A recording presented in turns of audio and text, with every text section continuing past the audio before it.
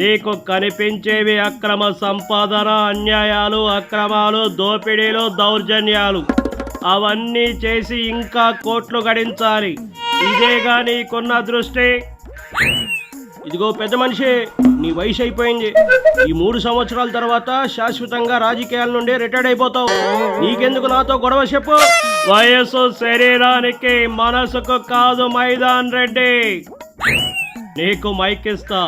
నాతో పోటీగా గట్టిగా మాట్లాడు. నీకు దమ్ముంటే నేను గొంతు లేపితే నువ్వు తట్టుకోలేవు పెద్ద మనిషి. పిల్ల బచ్చా, ఒక లైన్ చూసి చదవడానికి గంట చేస్తావు.